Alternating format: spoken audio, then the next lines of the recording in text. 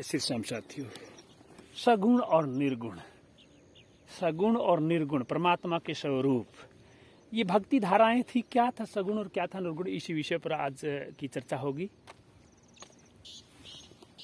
सगुण तो देखिएगा सामने जो गुण है, जिसका रूप है, जिसका आकार है, परमात्मा का वो रूप जो इंसानी खूबियां हैं सारी इसमें जो है, रूप भी है, खूबसूरती, रंग, लीलाएं, वो सगुण जो है भक्ति धारा के अंतर्गत आता है।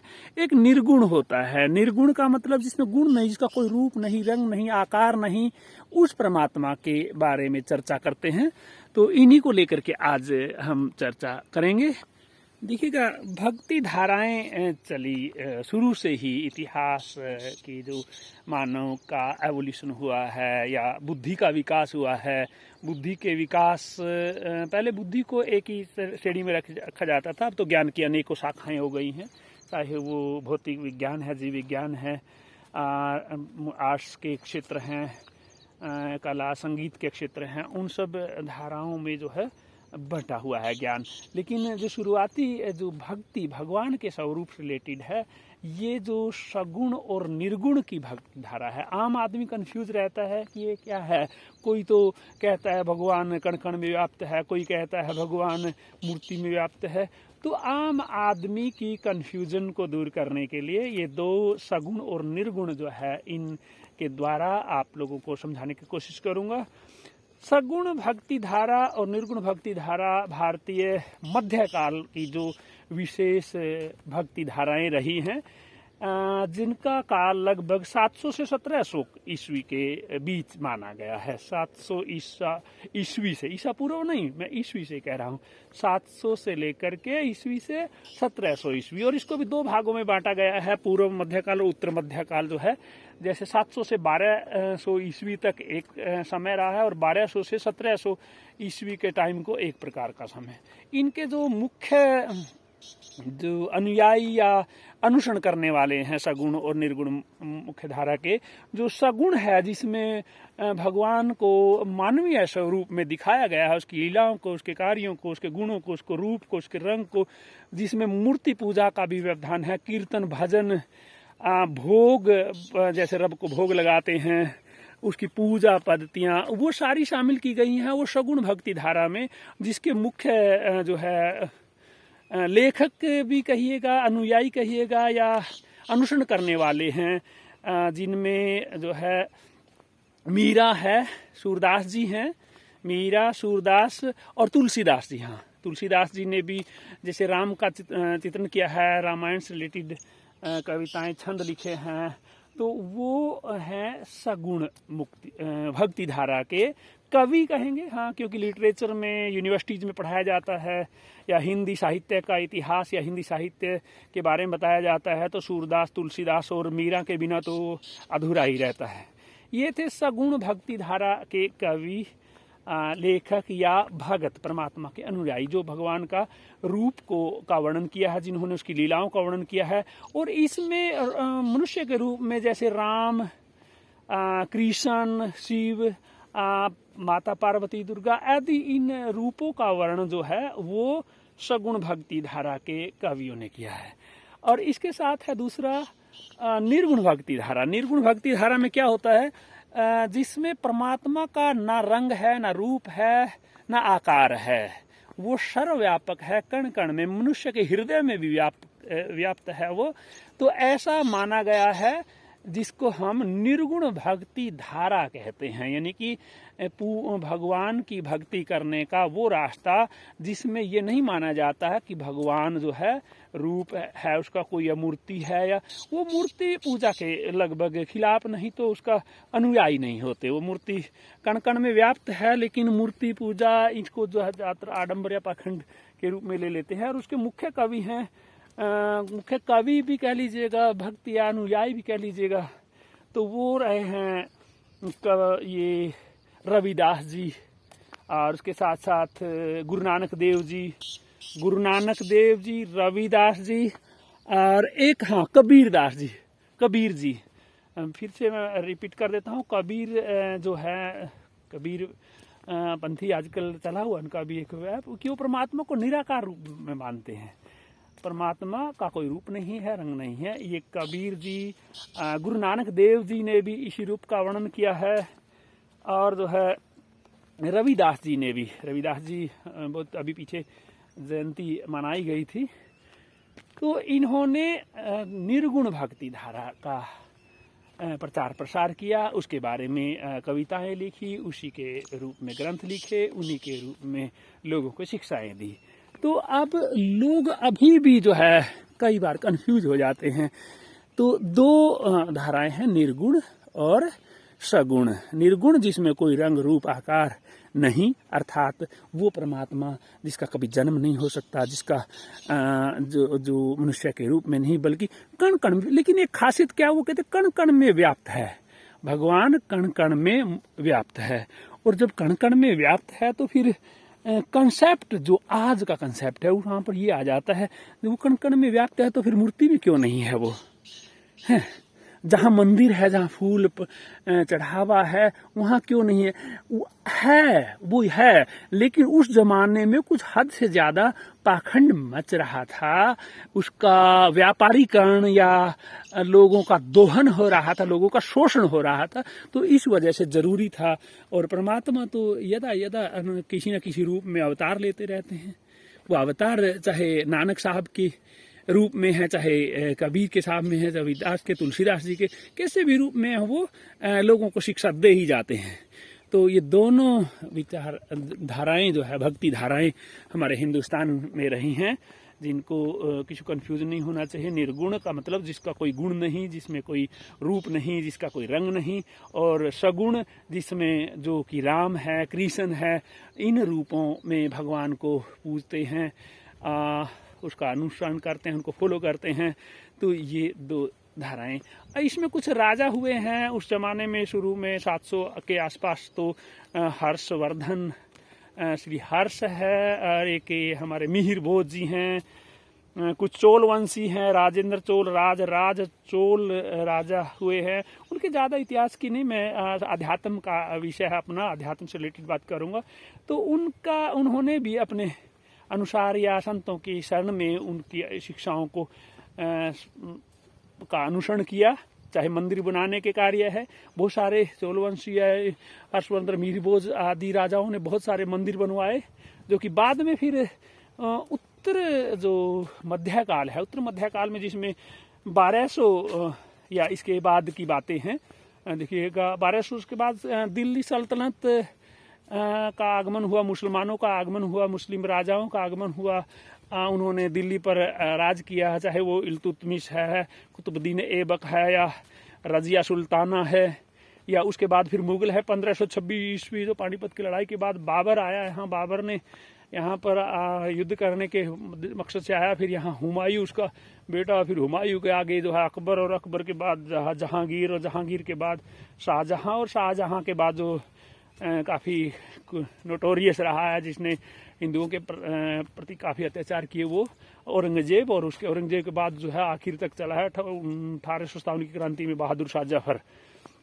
ऐसे दिल्ली सल्तनत के बाद मुगल काल, इन दौर में जो है राजनीतिक बदलाव आए काफ़ी हिंदुस्तानी माहौल में, हिंदुस्तानी इस उपमहाद्वीप में काफ़ी बदलाव आए। वो चाहे मुगलों के कारण, चाहे मुस्लिम आक्रांताओं यहाँ जो है, क्योंकि बार बार किसी चीज़ को रिपीट नहीं करना चाहिए, मुस्लिम शासकों की वजह से, तो वहाँ भक्ति की धाराएं साथ साथ चलती रही।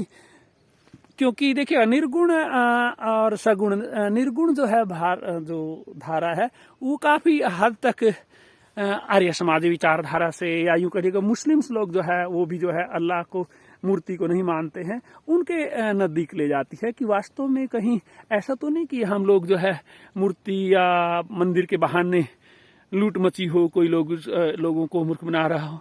तो उन चीज़ों का प्रतिक्रिया स्वरूप जो है ये इनका निर्गुण भक्ति धाराओं का उदय हुआ।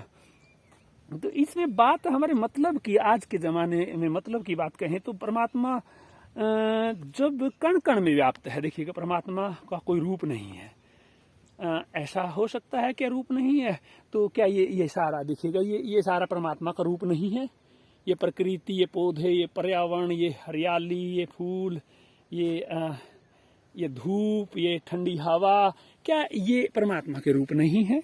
हाँ, उस जमाने में जो हद से ज्यादा अति से अमृत भी जहर बन जाता है कहते हैं, उस दौरान वो जरूरी था जो हमारे नानक साहब ने लोगों को सचेत किया, लोगों को शिक्षा दी, जिसमें सभी प्रकार के अनुयायी हुए, चाहे उसमें खत रखने वाले और खत ना रखने वाले। खत जैसे होता है ना, नानक देव के बाद में, गोविंद सिंह जी के बाद में जो है सिखों का एक स्वरूप आया, दाढ़ी और पगड़ी वगैरह।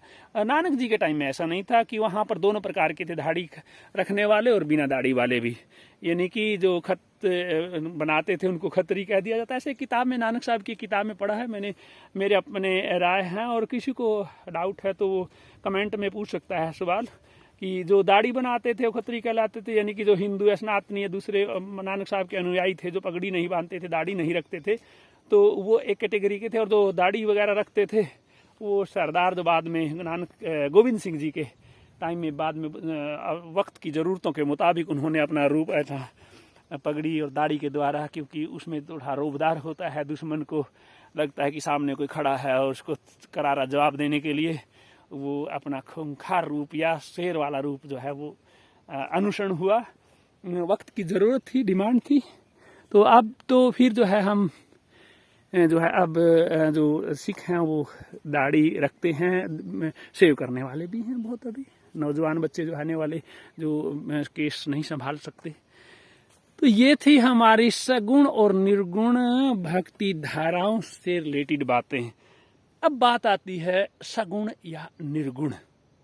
कंक्लूड करते हैं टॉपिक को कि सगुण या निर्गुण कौन सा अपनाया जाए।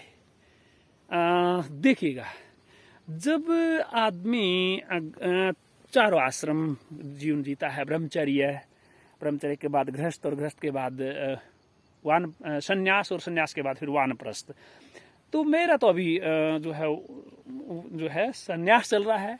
50 के बाद संन्यास होता है। संन्यास का मतलब उस परमात्मा की खोज, उस परमात्मा से रिलेटेड बातों पर ज़्यादा ध्यान देना। और गृहस्थ में तो फिर हम सारा बिजनेस हो गया है, संसाधन जुटाने हैं, जो 50 साल तक जो पत्थर पटकने हैं पटक लीजिएगा। उसके बाद तो फिर उस रब के स्वरूप को जाने, उस परमात्मा, उस प्रकृति, उस पर्यावरण और आने वाली पीढ़ियों के लिए क्या जरूरी है, क्या छोड़ के जाना है, इन चीज़ों पर मनन चिंतन होता है। और फिर 75 साल के बाद तो आजकल किसी किसी को मौका मिलता है, वानप्रस्थ होता है, वहाँ सिर्फ अपने आप को इस रूप में साधा जाता है कि उसको ना तो मरने का डर है, ना जीने का घमंड है। यानी कि मरेंगे तो ठाठ से मरेंगे, जिएंगे तो ठाठ से जिएंगे। इस प्रकार का हमारा भारतीय संस्कृति में प्रावधान है। जो चारों आश्रमों के द्वारा, ब्रह्मचर्य, गृहस्थ, वानप्रस्थ और संन्यास के द्वारा। देखिएगा, थोड़ा सा बीच में गैप ले लेते हैं। Now come to the point. I am talking about कि सगुण या निर्गुण। भाई सगुण का मतलब आज के ज़माने में जो हम भौतिकतावादी होते जा रहे हैं, बहुत ज़्यादा अर्थ पर, उपभोग पर, संसाधनों को जुटाने पर, सुख सुविधाओं के साथ जीने में, या हर प्रकार की सुख सुविधाएं अपने बच्चों को देने पर जो हमारा कंसंट्रेट बना हुआ है, ऐसे में भक्ति धाराओं का जो सगुण रूप है, जिसमें हम भगवान राम को भगवान के रूप में देखते हैं, कृष्ण को भगवान के रूप में देखते हैं, महात्मा बुद्ध को, जो महर्षि दयानंद को, इवन महात्मा गांधी जी को इस प्रकार से उस अवतारों के रूप में देखते हैं। तो उससे क्या होता है, उसमें जो भजन, कीर्तन, संध्या, रात्रि जागरण, इस प्रकार की एक्टिविटीज हैं, वो मनुष्य की स्थूलता में स्थिरता और निष्क्रियता को नष्ट कर देते हैं। जैसे कीर्तन करते हैं, कीर्तन में जो है लोग कहेंगे सुबह उठ करके व्यायाम करो, योगा करो, है। जो निर्गुण वाले कहेंगे तो प्राणायाम करो, मेडिटेशन करो, ध्यान लगाओ, भगवान को याद करो। ऐसा नहीं कर पाते हैं आम लोग नहीं कर पाते हैं। लेकिन सगुण में ऐसे लोगों को, आ जाइएगा मंदिर में, पुजारी जी हैं, वहाँ म्यूजिक बज रहा है अच्छा सा, कन्हैया मित्तल जी या किसी और अन्य जो हमारे भाई हैं, लखा सिंह जी हैं, या दूसरे साथी, किसी का नाम ना लूँ तो बुरा मत मानना भाई, जो मेरे जुबान पर सामने आ रहे हैं, कन्हैया मित्तल आ रहा है, लखा सिंह जी आ रहे हैं, या दूसरे उन कलाकारों के भजन हैं, गीत हैं, उन पर जला करके खूब झूमते हैं और कीर्तन करते हैं, नाचते हैं, संकीर्तन होता है जिसमें मल्टी सेंसरी लर्निंग कंसेप्ट के साथ साथ मल्टी सेंसरी पूजा हो जाती है। यानी कि एक प्रकार से वो प्रार्थना भगवान की, वो प्रेयर जिसमें हम मैक्सिमम सेंसेस का उपयोग करते हैं, उछलते हैं, कूदते हैं, देखते हैं, नाचते हैं, गाते हैं, ताली बजाते हैं, डांस करते हैं। तो इससे क्या होता है, जो स्थिर घरों में अपने कोई बीमारी से, कोई जीवन की या गृहस्थ की जो है स्टैग्नेशन से, एक प्रकार के कि रूटीन में सड़े होना, उससे छुटकारा मिल जाता है और उनके स्वास्थ्य पर बहुत ही सकारात्मक असर होता है और वो बंदा तंदुरुस्त होता है, फिर से क्रिएटिव हो जाता है और जीवन के लिए, समाज के लिए, राष्ट्र के लिए, देश के लिए, मानवता के लिए, पर्यावरण के लिए और अन्य विषयों के लिए बहुत सा जागरूक होकर के काम करता है। इसमें थोड़ी सी सावधानी ये जरूरी है कि जैसे हम जो सगुण विचारधारा में हम तीर्थों पे जाते हैं, तीर्थाटन करते हैं, अलग अलग तीर्थों पे जाते हैं, और कचरा बहुत फैलाते हैं, उस कचरे पर कंट्रोल जरूरी है, क्योंकि सारा काम सरकारें नहीं कर सकती। रास्ते में अगर आप थर्मो गिलास, पानी के गिलास या कुरकुरे आदि चीज़ों के पॉलीथीन रास्ते में फेंकते जाओगे, अगर सारे ऐसा करने लगे तो देश गंदगी का ढेर हो जाएगा। मेसोपोटामिया की सिविलाइजेशन का इतिहास में एक नेगेटिव पहलू यही था कि वो लोग गलियों में सारा कचरा फेंक देते थे, और इससे तो बीमारियां बढ़ जाएंगी। तो जब भी आप सगुण विचारधारा वाले जब कीर्तन करते हैं, जब नाचते हैं, तो रास्ते में प्यास भी लगती है, पानी पीते हैं, कुछ खाना भी खाते हैं, वो कचरा ना फैलाए, इसको डस्टबिन में डाले या अपने बैग में रखिएगा, घर आकर के इसको सही ढंग से उसका समाधान कीजिएगा, उसको जला दीजिएगा, जब जो भी प्रोसेस है, लेकिन रास्तों में मत फेंकिएगा। अगर सारे लोग, सारे हिंदुस्तान के सारे पूजा पत्ती करने वाले ऐसा गंद मचाएंगे और मंदिरों में बुरा हाल हो जाएगा, नालियां जो है सीवरेज ब्लॉक हो जाएंगे, तो फिर आपको फिर पाखंड का आरोप लग जाएगा, जैसे कि मध्यकाल में 2 धाराएं बनी थी, निर्गुण और सगुण। एनीहाउ दोनों विचारधाराओं के माध्यम से परमपिता परमात्मा को नमन करते हुए अपनी वीडियो को यहीं विराम दूंगा। आपको मेरी बात से सहमत हो भी सकते हैं, नहीं भी हो सकते हैं, अपने विचार अपने कमेंट में दीजिएगा।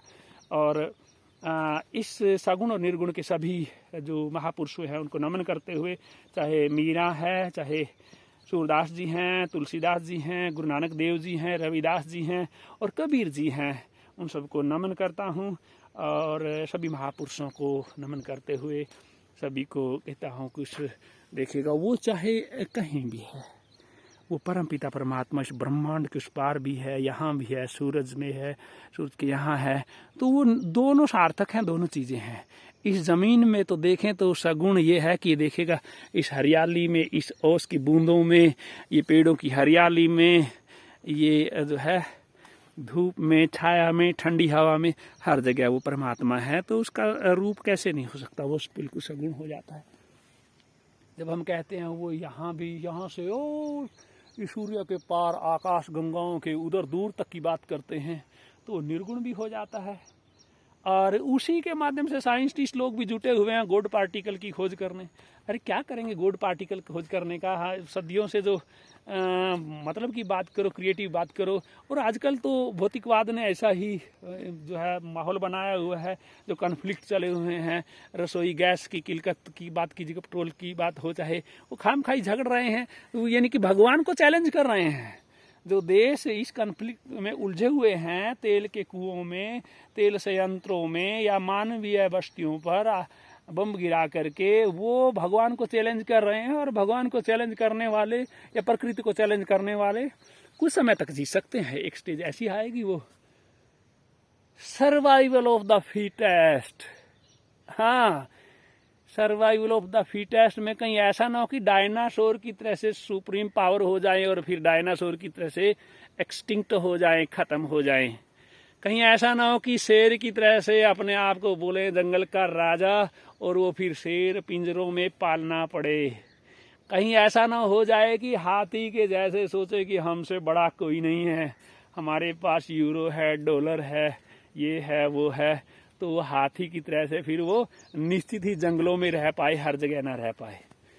तो भाई मनुष्य जीव जंतुओं पर सर्वाइवल ऑफ द फिटेस्ट, मेरा प्रिय साइंटिस्ट डार्विन को नमन करते हुए कहूँगा वो जीवों पर तो लागू होता है, लेकिन विवेकशील प्राणी, जिनको भगवान ने, प्रकृति ने विवेक दिया है, जिम्मेदारियों को सोचने समझने की शक्ति दी है, सबके हित की बात करने का सामर्थ्य दिया है, पर्यावरण को बचाने की जिम्मेदारी का एहसास दिया है, आने वाली पीढ़ियों को कैसे बचाया जाए, बीमारियों का इलाज कैसे किया जाए, विभिन्न प्रकार की क्रिएटिव या उत्पादक या लाभदायक खोज कैसे की जाए, ऐसा बुद्धि दिया है, तो हमें गर्व होना चाहिए और उस विवेक पर काम करना चाहिए, ना कि केवल संघर्ष तो जानवरों में होता, कुत्ते हैं, झुंड जा रहा है, लड़ रहा है, जख्मी हो जाते हैं, एक जो बड़ा कुत्ता है वो उनका मतलब मालिक बन जाता है, थोड़े दिन में उसकी भी हड्डियां दूसरे कुत्ते मिलके तोड़ देते हैं। ऐसे ही सांड है,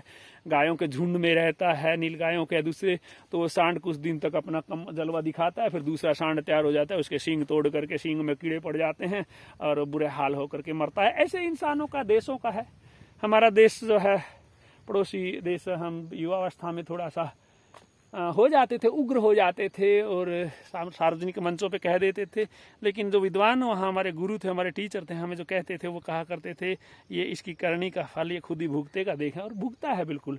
जब वो आतंकवाद को पालेंगे तो वो आतंकवाद का नाग जो है मालिक को भी डसेगा ना एक दिन, तो और डस जाता है, हकीकत है, और डस लिया है। और जो मेरे बहन भाई हैं, माफ़ करना भाई, मैं कोई ज़्यादा कटाक्ष नहीं कर रहा हूँ, रियलिटीज़ ऑफ लाइफ बता रहा हूँ, राजनीतिक रियलिटीज़। एनी हाउ हम सीधा कंक्लूड अपने निर्गुण और सगुण के सभी कवियों को, सभी महापुरुषों को, अनुयायियों को नमन करते हुए, आप सबको नमन करते हुए, इस्लाम अलैकुम, मुस्लिम ब्रदरहुड को, सिख भाइयों को सत श्री अकाल, और मेरे हिंदुस्तानियों को जय हिंद, श्याम प्रेमियों को जय श्री श्याम, हारे के सहारे की जय हो, श्याम प्यारे की जय हो। और ये देखिएगा हमारे श्याम बाबा के ध्वजों को नमन करते हुए यहीं कंक्लूड करते हैं। जय हिंद।